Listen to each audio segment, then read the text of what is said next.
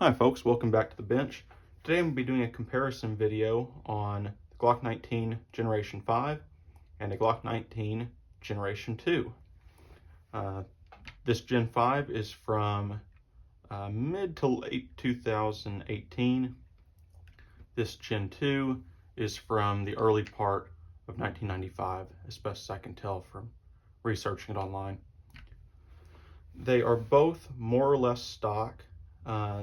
This Gen 5, nothing's been done to it. It's brand new out of the box. I've never even shot it. This Gen 2, it has Trijicon HD night sights on it, which are not stock. But other than that, though, it hasn't had any kind of modification done. Both pretty much as they left the factory, although this one has some wear and tear to it. A lot of folks, I think, have the impression that the differences between the Glocks and the different generations come down more to cosmetics or kind of ergonomic differences, and that's kind of a misunderstanding. That's not really correct. The Gen 5 in particular has major mechanical differences compared to the prior generations, particularly going back as far as Generation 2. They are not the same gun.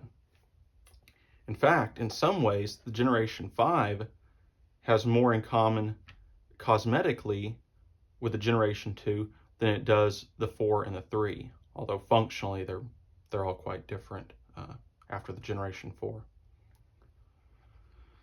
Let's start on the outside and just kind of look at it. You're a little thinner on the Gen 5. The back strap here is a little bit thinner. They have a more narrow trigger housing inside of them, so you don't have as much bulk back here, although that can be added back to it with the interchangeable back straps, in addition to a little bit more beaver tail if you'd like that. So that's a change. Obviously, the grip texture is different. The Gen 5 has this quite a bit more aggressive and fine texture. Gen 2 has some aggressiveness on the front and back, but the sides are all this kind of, you might call it a pebble finish. It's not very aggressive at all. Obviously, you've got your rail on the Gen 5. The Gen 2 does not have a rail. On your Gen 4 and Gen 3, you'll have a second pin in the frame up here above the trigger. On the Gen 2, they had not added that yet, and by the time the Gen 5 came along, they had omitted it. So kind of similar in that regard. You have the larger magazine release, which is swappable to the other side on the Gen 5. Very similar to the Gen 4, not like the Gen 3. The Gen 3 is like the Gen 2. The Gen 5 has the ambidextrous slide stop. So left or right-handed, you can work that either way. Gen 2 only has it for a right-handed user. The main differences, though, are internal. Although there's one more thing I need to show you on the outside.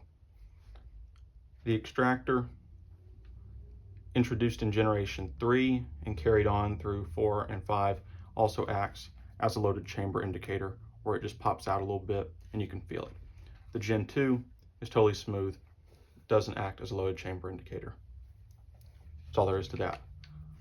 So we're clear. Let's pop the slide off.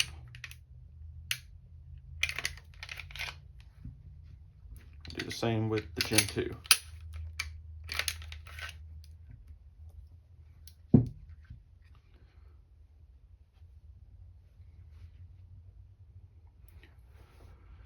Immediately you can see that the recoil mechanism here has been changed.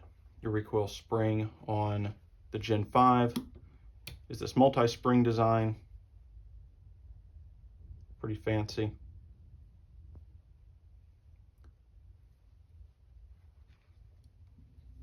Gen 2, like the Gen 3, is just a single spring. Very simple, plastic, guide rod, nothing really to it. Gen 5 has more metal components, although a portion of the end here is black plastic.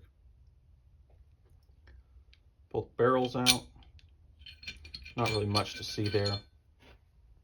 Typical barrel. Browning tilting style. I mean, there's just not much to be said.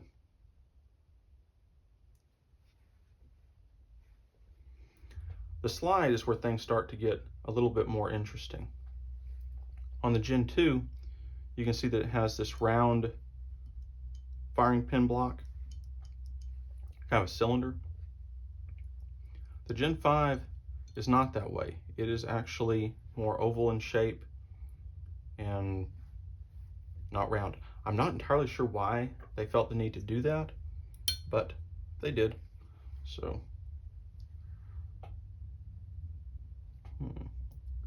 this is not quite stiff enough. Grab this decapping pin here. This will work. The firing pins are different, which is kind of interesting.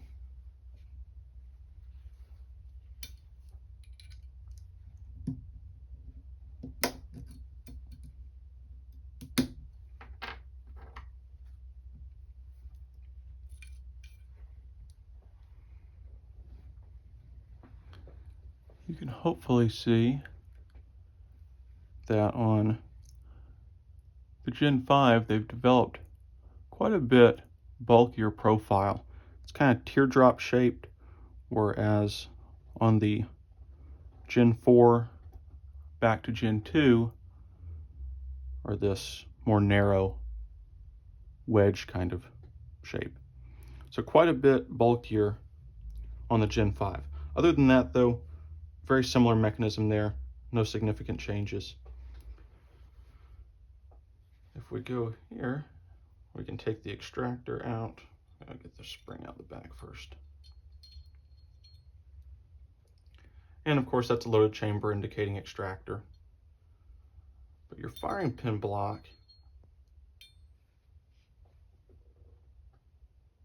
is not the same. It's a little bit different. Not sure why they changed it, but they did.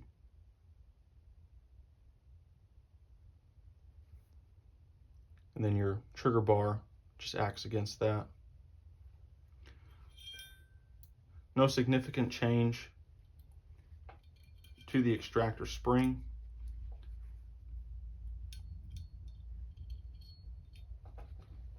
There's your non-loaded chamber indicating extractor on the Gen 2.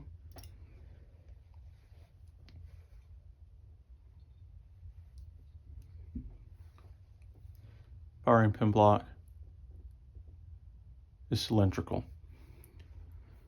Not sure why, but that's what they did.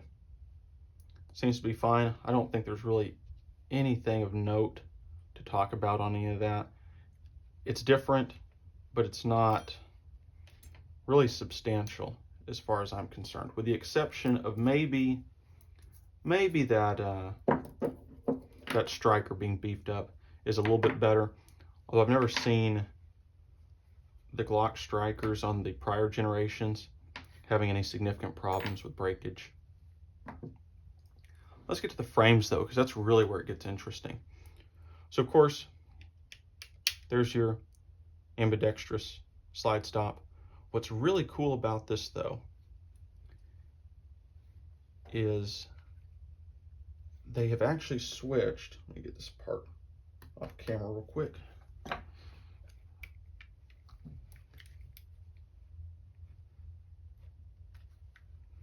They have switched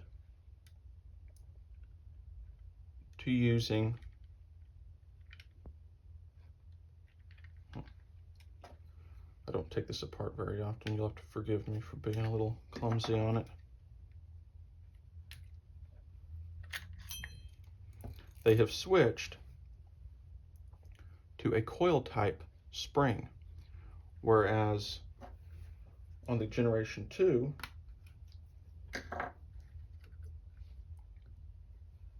it's this little grasshopper spring. I call it grasshopper spring. There's probably some technical name for that. These were prone to breakage on the prior generations. These would snap, and what would then happen is your slide would lock back at random under recoil, which is not ideal.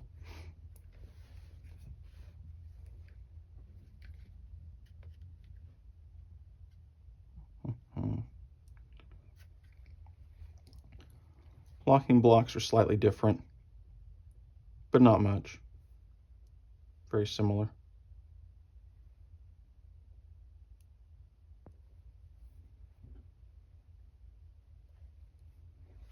Are these reversed? Which one of these is which?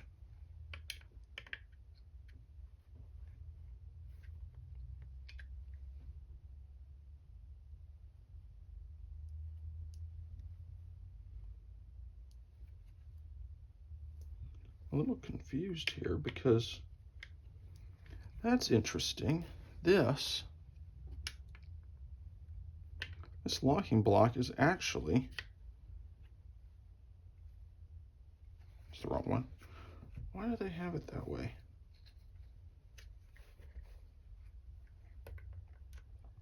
Yeah, that's the right one. Why do they have that extra hole? This must also, okay. They made this with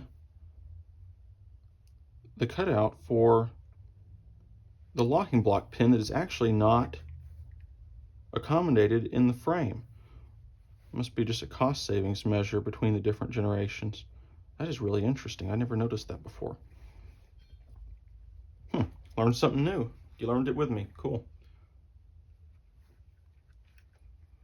Now I get this back apart. Punch the pin through. Boom.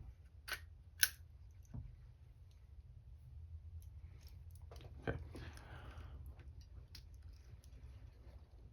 On the Gen 2, as well as the 3 and 4, you have this kind of coiled spring here with these ends on it. Those ends tend to break off. When that happens, your trigger no longer resets. So you have to push the trigger back forward every time if that's broken, which is not convenient. The Generation 5 operates differently. It has down within it a coil spring. If I can get it. Let's get some light up here. It has a very hard to see down in there coil spring that is compressed on a kind of little guide rod sort of deal. So your spring is being compressed instead of being tensioned, and you don't have those little legs to snap off of it. So pretty good improvement there. On the frame itself here for your slide lock, they have, again, gone to a coil spring. See it down in there? Which is nice because the old style is this little thin kind of leaf spring that, especially if you try to take it out for some reason, has a tendency to break off inside the frame, and then you're really in trouble. But yeah, that's pretty much all there is to them. They're simple guns. They're all really simple.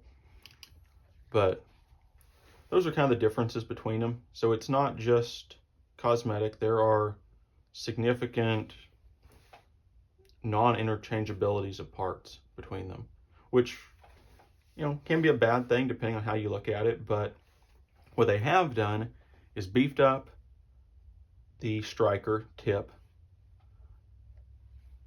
they've given you a 3-spring recoil system, which is nice, with a lot more metal in it than the old plastic.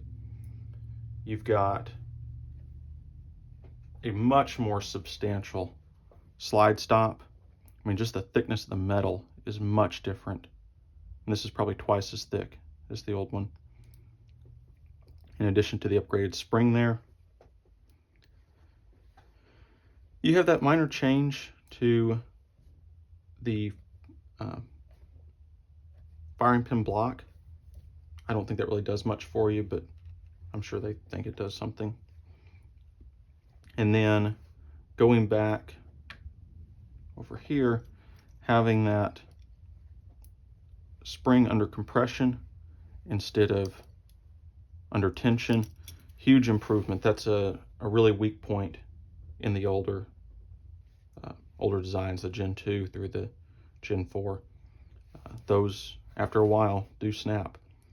So going to something that will give you, I mean, it'll still wear out, but you'll get more intermittent failures instead of just a sudden total failure of the part, which is good. So I'm not gonna make you watch me put all this back together. I'm gonna do that off camera, but hope you guys enjoyed a comparison of the Generation 2 and the Generation 5. Maybe learned something, and maybe make a decision on if it's something you want to upgrade to on the Gen 5. I think it's a pretty nice pistol, but I'm also really happy with my Generation 2 and Generation 3, which I didn't show you. But if you found this helpful, hit like, subscribe, comment, ask questions, and I'll catch you on the next video. Thank you.